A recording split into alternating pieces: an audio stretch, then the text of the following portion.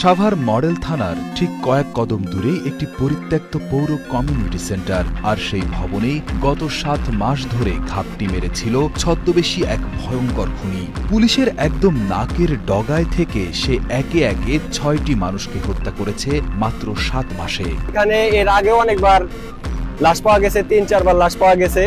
এটার কোনো পদক্ষেপ নেওয়া হয় নাই। আমাদের এদিক দিয়ে চলাফেরা করতে এখন ভয় লাগে। এই যে সামনে এত বড় একটা আর্মি স্কোয়াড, এইটা থাকা সত্ত্বেও আমরা দেখি প্রায় মানে পুরো রাতে এখানে আর্মি টহল চলে, সবই চলে, তারপরেও কিভাবে এখানে লাশ পাওয়া যায়। গত 18 জানুয়ারি রবিবার ওই ভবন থেকে আগুনে পোড়া 2টি লাশ উদ্ধার হওয়ার পর বেরিয়ে আসে রক্তহীন করা সব তথ্য।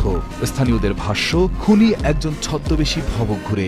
দিনের বেলা তাকে হয়তো সাভারের ব্যাংক কলোনি বা লালটেক এলাকায় উদ্দেশ্যহীনভাবে ঘুরে বেড়াতে দেখা যেত।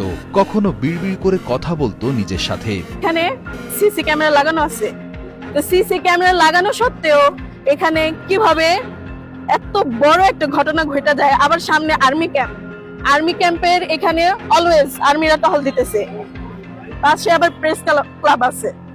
মানে সবকিছু মিলে এত প্রশাসনিক জিনিস থাকা, আবার সামনে কিন্তু পুলিশ ফাঁড়ি আছে, হ্যাঁ থানা, মানে সবকিছুর মধ্যে আমাদের এই যে সাভার কলেজের স্টুডেন্টরা আমরা যাতায়াত করি, সবসময় আমরা স্টুডেন্টরাই থাকি, কিন্তু এটা দেখা গেছে অফ ডেতে হয় বেশি। পুলিশ সূত্র জানায়, সাভার পৌর কমিউনিটি সেন্টারে একের পর এক মরদেহ উদ্ধারের ঘটনায় তদন্ত জোরদার করা হয়। সর্বশেষ রবিবার দুপুরে কমিউনিটি সেন্টারের 2য় তলা থেকে নতুন করে 2টি মরদেহ উদ্ধারের পরপরই ঘটনাস্থলে পৌঁছে আশেপাশে সিসিটিভি ক্যামেরার ফুটেজ সংগ্রহ করে বিশ্লেষণ করা হয়। সিসিটিভি ফুটেজে দেখা যায় কাঁধে করে ভারী কিছু নিয়ে যাচ্ছে একটি লোক। খুনি কোনো পেশাদার অপরাধী নয়, বরং থানার সামনেই ঘোরাঘুরি করা পরিচিত এক ভবঘুরে। নাম মশিউর রহমান খান সম্রাট। আমরা 2টা পুরা মৃতদেহ আমরা এখানে পাইছি, পর্যাপ্ত আলামত সংগ্রহ করছি।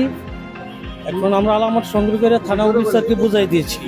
এখন থানা অফিসার পরবর্তীতে ব্যবস্থা নেবেন। এটা আমরা একটা মেয়ে বলতে পারতেছি, আর একটা পুরোটাই পুড়ে গেছে। এটা এখন আপনার ডিএনএ স্যাম্পল ছাড়া এটা বোঝা যাচ্ছে।